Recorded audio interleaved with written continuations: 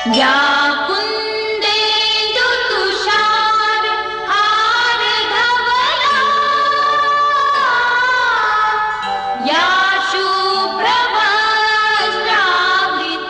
वंदे मातरम बच्चों, मैं दीनदयाल शर्मा आज आपके मध्य तव्यत प्रत्यय का अध्ययन करेंगे।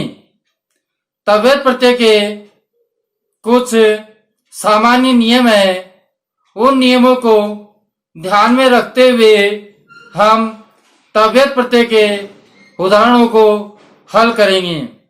तो बच्चों, अब हम तव्यत प्रत्यय के सामान्य नियमों का अध्ययन करते हैं। पहला नियम है हमारा, तव्यत प्रत्यय का प्रयोग चाहिए अर्थ में होता है। किस अर्थ में होता है? चाहिए अर्थ में।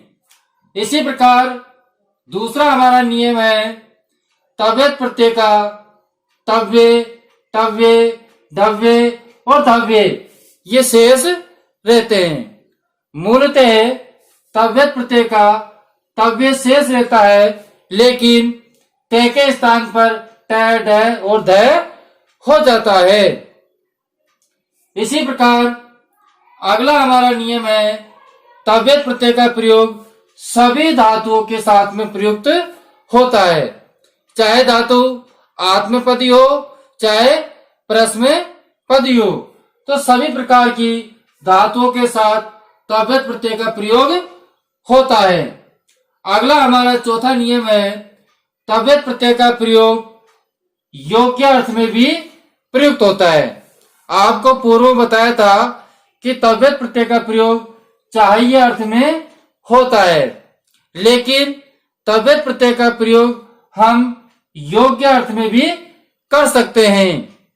इसी प्रकार सूत्र के माध्यम से जो तव्यत प्रत्यय है वह है तव्यत अनियत। इस सूत्र से तव्यत प्रत्यय होता है। बच्चों, तव्यत अनियत सूत्र से दो प्रत्यय होते हैं, एक प्रत्यय तव्यत और दूसरा अनियत। तो इस प्रकार हमारे तव्यत प्रत्यय के सामान्य नियम थे। पहला नियम था हमारा, तव्यत प्रत्यय का प्रयोग चाहिए अर्थ में होता है। दूसरा हमारा नियम था कि तव्यत प्रत्यय का तव्य, टव्य, ठव्य और धव्य ये शेष रहते हैं, क्योंकि ते के स्थान पर ट, ड और ध होता है। इसी प्रकार तव्यत प्रत्यय का प्रयोग हम सभी धातुओं के साथ में कर सकते हैं। अगला जो चौथा नियम था वो था कि तव्यत प्रत्यय का प्रयोग योग्य अर्थ में भी किया जा सकता है। और सूत्रों के माध्यम से देखते हैं तो तव्यत प्रत्यय तव्यत अनियत सूत्र से तव्यत प्रत्यय होता है। ये तो बच्चों नियम की बात रही। अब हम उदाहरण के माध्यम से तव्यत प्रत्यय को समझेंगे। हमारा पहला उदाहरण है, ध्यान दे, पहला उदाहरण है जी प्लस तव्यत। तो बच्चों जी का क्या हो जाएगा? जे। तो हमारा ये शब्द बन गया जे, और जो शेष बच रहा है तव्य, वो लिख देंगे हम जे तव्य। क्या लिख देंगे? जे तव्य। इसी प्रकार अगला हमारा उदाहरण है नी प्लस तव्यत। कौन सा उदाहरण है? नी प्लस तव्यत।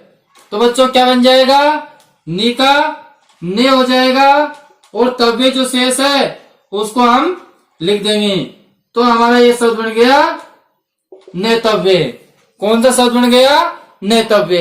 इसी प्रकार अगला उदाहरण है श्रु प्लस तव्यत। श्रु प्लस तव्यत।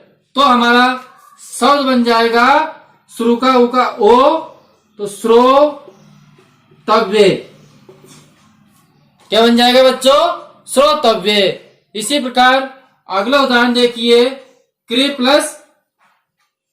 प्लस तव्यत। क्या उदाहरण है? क्री प्लस तव्यत। क्री क्या है? इसमें धातु है। तव्यत क्या है? प्रत्यय है। जो हमारे पूर्व में लगी हुई है ये धातु है।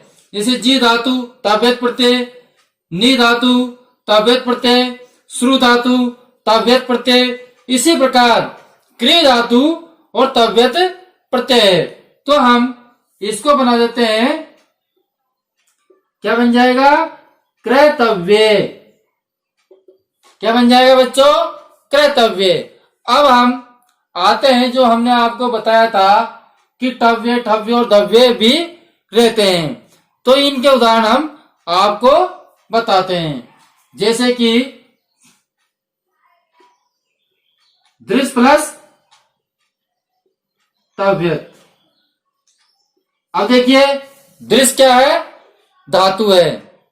तो यहां पर हमारे दृश्य धातु जो रिकार है इसके साथ में बन जाएगा दृष्टव्य।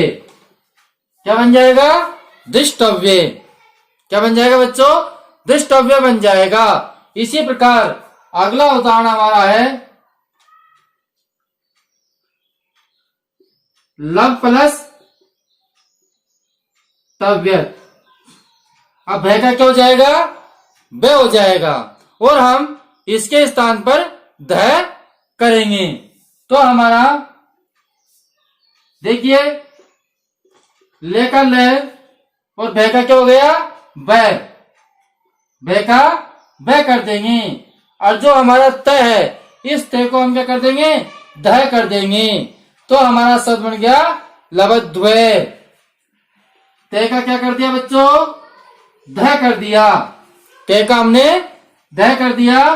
बाकी जो हमारा शब्द है उसको हमने वैसा के वैसा ही लिख दिया। तो इस प्रकार हमारा ये उदाहरण होता है। अब अगला उदाहरण है जैसे कि सह प्लस तव्यत। अब जहां पर सह इस प्रकार का होता है वहां पर ड हो जाता है। तो हम क्या बना देंगे? सो अब ए का ड कर देंगे। अब देखिए इसका सो हो गया।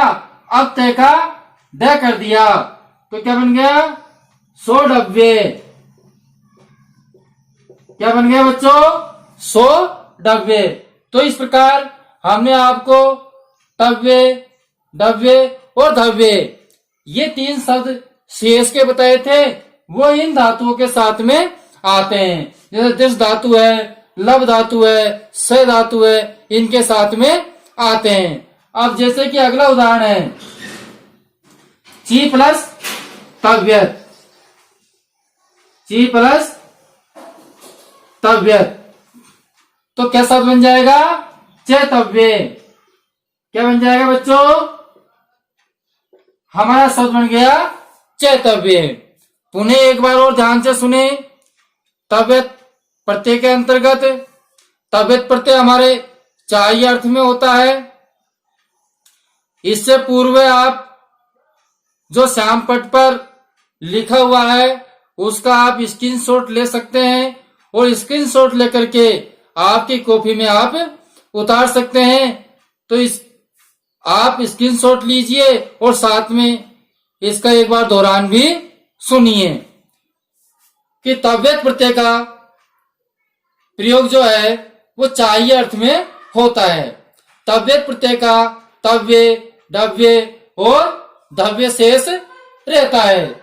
इसी प्रकार तव्यत प्रत्यय सभी धातुओं के साथ में प्रयुक्त होता है। अगला हमारा जो नियम था कि तव्यत प्रत्यय योग्य अर्थ में भी होता है। अब सूत्रों के माध्यम से तव्यत प्रत्यय है जो तव्यत अन्य है, इस सूत्र से तव्यत प्रत्यय होता है। अब बच्चों ध्यान दें कि जी यहाँ पर धातु है और तव्यत प्रत्यय का तव्य लगाते हैं। इसी प्रकार नी यहाँ पर धातु है और तव्यत का तव्य शेष रहता है। इसी प्रकार श्रु यहाँ पर धातु है और श्रु धातु में तव्यत प्रत्यय लगा देते हैं। इसी प्रकार क्रिय धातु है, क्रिय धातु में तव्यत प्रत्यय लगा देते हैं तो कर्तव्य बन जाता है। तो बच्चों जैसे कि दृश्य धातु है, अब दृश्य धातु में तव्यत प्रत्यय जोड़ते हैं तो दृष्टव्य बन जाता है, ते का टे हो जाता है। इसी प्रकार लब धातु है तो बे का बे हो जाएगा और ते का ध हो जाएगा, हमारा शब्द बन गया लबद्वे। इसी प्रकार स है तो सह का सो और ते का ड हो जाता है तो सोडव्य शब्द बन जाता है। इसी प्रकार बच्चों अगला जो उदाहरण है ची धातु है। अब ची धातु में तव्यत प्रत्यय जोड़ते हैं तो हमारा शब्द बन जाता है चैतव्य। बच्चों आज हमारा तव्यत प्रत्यय पूर्ण हुआ। आज हमने तव्यत प्रत्यय का अध्ययन किया। कल फिर अगले प्रत्यय का अध्ययन करेंगे। जब तक के लिए हम आपसे विदाई लेते हैं। अगले वीडियो में फिर मिलेंगे। धन्यवाद।